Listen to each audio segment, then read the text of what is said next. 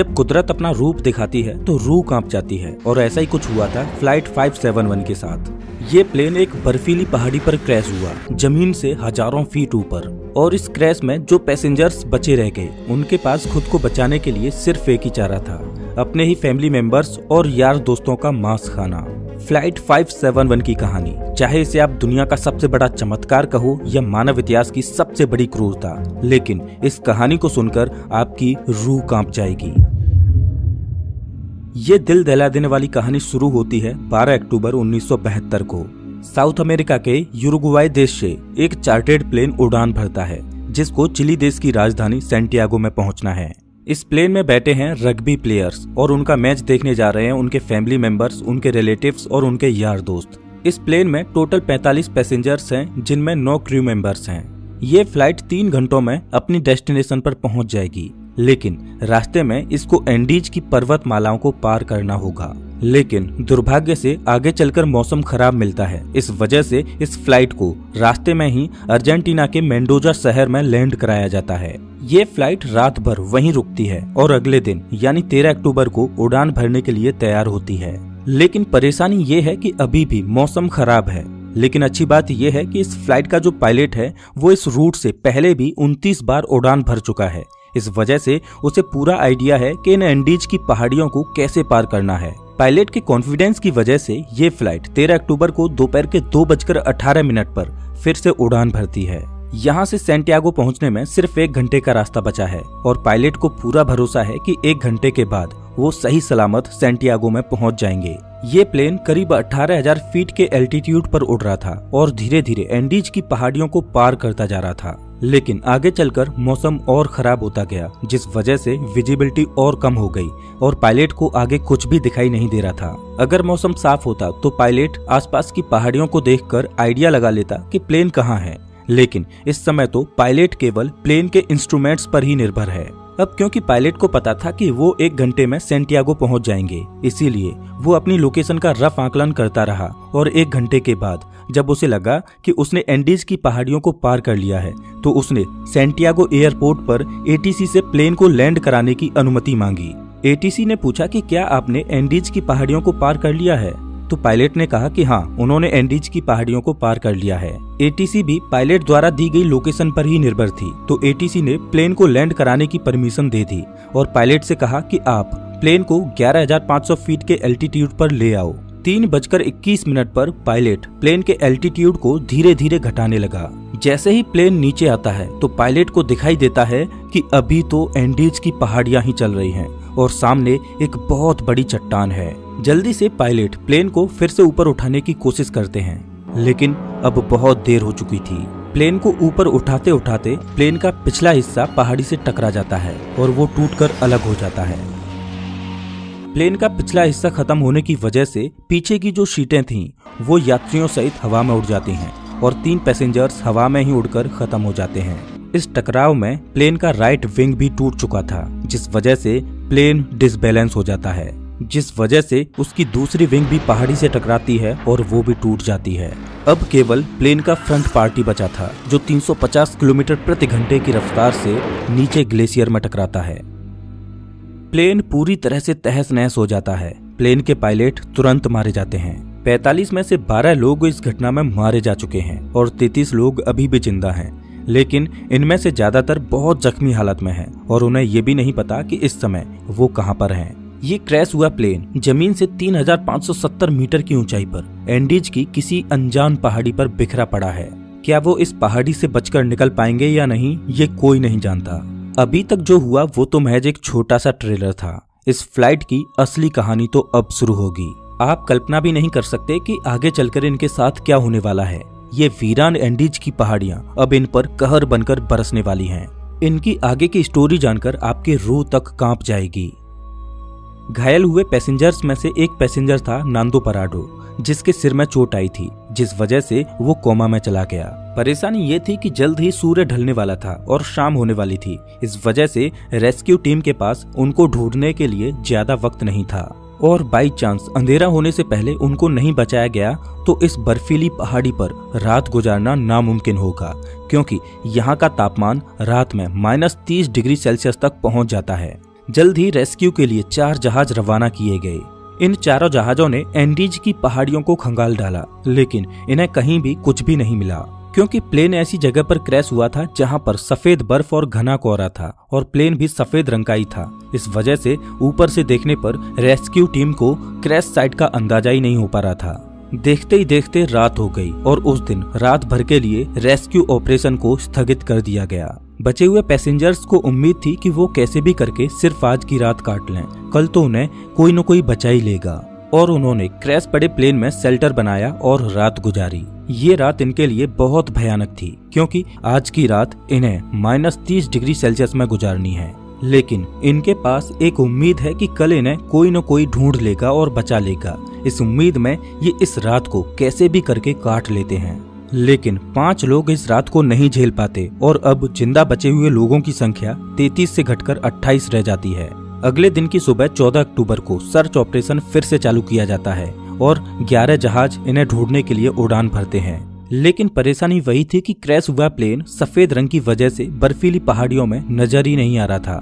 बचाव दल के जहाज सर्वाइवर्स के ऊपर से उड़कर जा रहे थे, लेकिन उन्हें वो नीचे नजर ही नहीं आ रहे थे।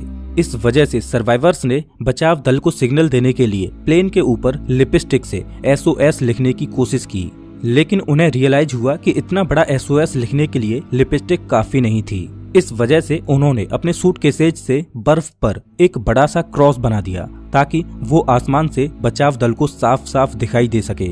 उस दिन इनके ऊपर से 3 हवाई जहाज निकल कर गए, लेकिन अफसोस कि किसी ने भी इनको नोटिस नहीं किया और ये दिन भी गुजर जाता है। अगला दिन यानी 15 अक्टूबर, उस दिन भी कुछ ऐसा ही हाल रहता है, लेकिन बचाव दल इन्हें ढूंढने में असमर्थ रहता है। अब इन सर्वाइवर्स को समझ आ चुका था कि ये बहुत बुरे फंस चुके हैं। मदद कब तक आएगी ये कहा नहीं जा सकता। इस वजह से वो प्लेन में मौजूद चीजों से सर्वाइवल की तकनीक बनाने लगे। धूप में बर्फ को पिघलाकर वो बूंद बूंद करके पानी की व्यवस्था तो कर ले रहे थे, लेकिन खाने के लिए उनके पास ज्यादा कोई ऑप्शन नहीं थे। क्रैश के 3 दिन बाद यानी 16 अक्टूबर को नांदो पराडो कोमा से जाग उठता है और जैसे ही उसे होश आता है तो उसे पता चलता है कि इस क्रैश में उसकी मां खत्म हो चुकी है और उसकी 19 साल की बहन गंभीर रूप से घायल है। दिन प्रतिदिन गुजरता जा रहा है, मदद मिल नहीं पा रही। प्लेन में जो खाना था वो भी खत्म हो चुका है।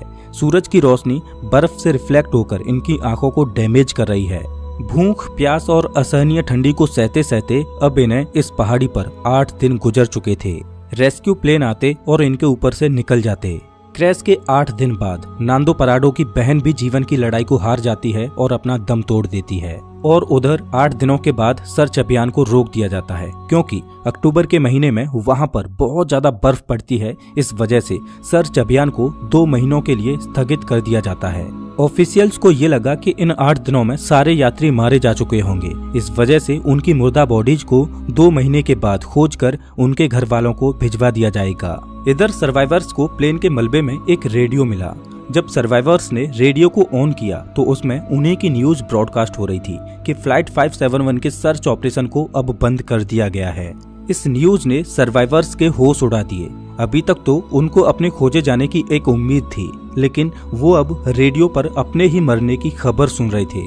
अपने खोजे जाने की एक उम्मीद की किरण थी, वो भी टूट चुकी है। अब उनको पता है कि यहाँ पर मौत निश्चित है। अब या तो परिस्थितियों को अपने ऊपर हावी होने दो या उनका डटकर सामना करो। उन्होंने प्लेन की सीटों को फाड़कर उसकी रुई को अपने कपड़ों में भरकर ठंड से बचने की कोशिश की। सीट कवर्स को पैरों में लपेटकर बर्फ में चलने के लिए जूते बनाए। सबसे बड़ी दिक्कत खाने की थी।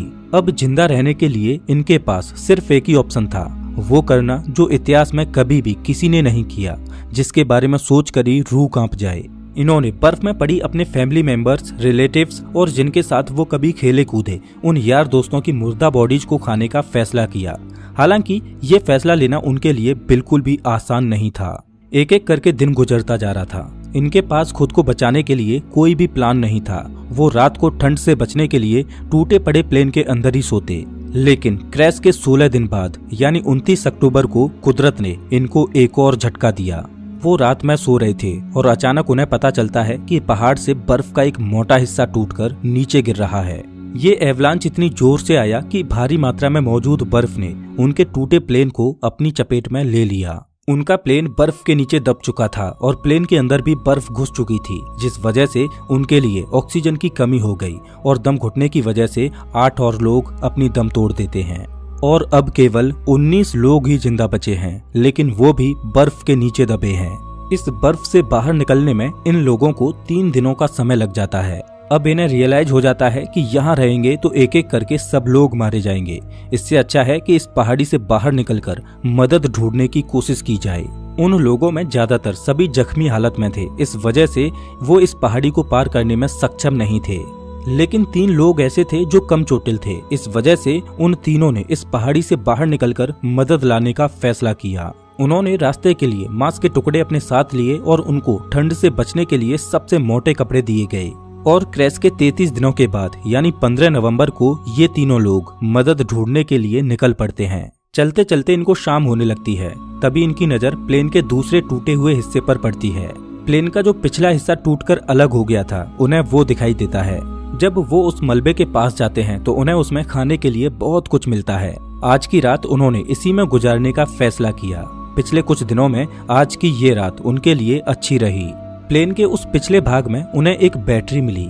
उन्होंने सोचा क्यों ना इस बैटरी को प्लेन के मेन बॉडी के पास ले जाया जाए और उसमें लगी कम्युनिकेशन डिवाइस को चालू करके मदद बुलाई जाए। लेकिन बैटरी का वजन 25 किलोग्राम था। इतनी भारी बैटरी को इतनी कमजोर हालत में क्रैश साइट पर ले जाना संभव नहीं था। फिर उन्होंने सोचा कि प्लेन की मेन बॉडी से उस कम्युनिकेशन डिवाइस को ही निकाल कर इस बैटरी के पास लाया जाए और उसे चालू किया जाए, जिसकी मदद से वो बचाव दल को बुला सकें। कुछ दिनों तक इन्होंने इसे चालू करने की कोशिश की, लेकिन इन्हें सफलता नहीं मिली और क्रैश के 59 दिनों बाद यानी 11 दिसंबर को एक और एवलांच आता है, जिसमें 3 और सर्वाइवर्स मारे जाते हैं, जिसके बाद जिंदा बचे लोगों की संख्या केवल 16 रह जाती है।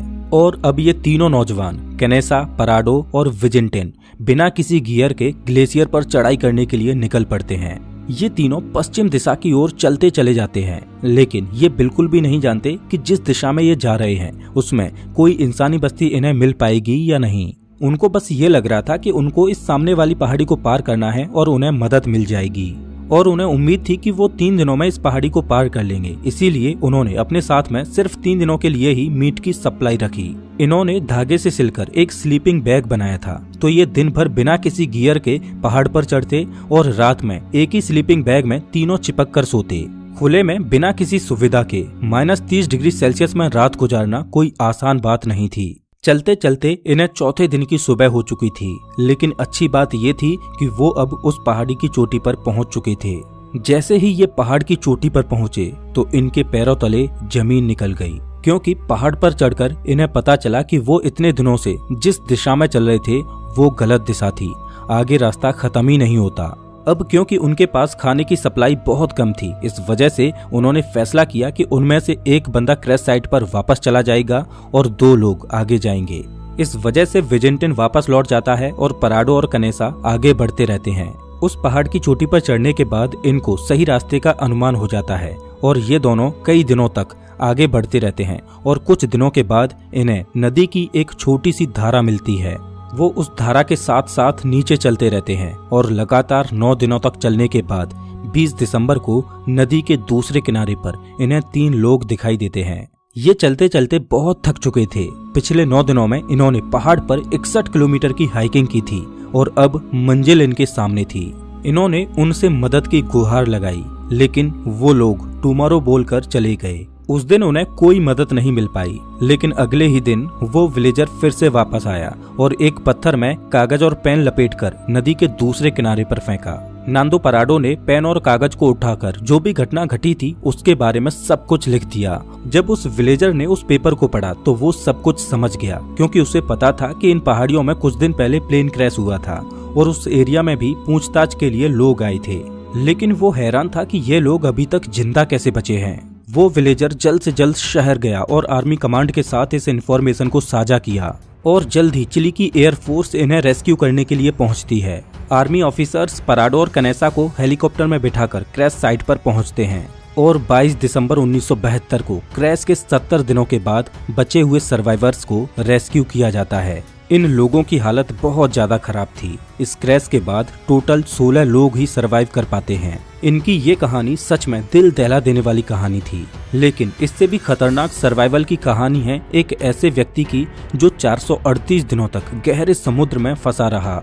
बीच पैसिफिक ओशियन में एक छोटी सी नाव उसका घर थी, खुला आसमान जिसके नीचे उसे दोपहर की तेज धूप और रात की ठंडी को सहना था। एक अकेला व्यक्ति वीरान समुद्र में 438 दिन यानी 14.5 महीनों तक अकेला मदद की आस लगाए भटकता रहा। इस व्यक्ति की सर्वाइवल की कहानी आपको सच में हैरान कर देगी। इस कहानी को आप स्क्रीन पर दिख रही इस वीडियो में देख सकते हो। मैं आपको वहीं मिलता हूँ।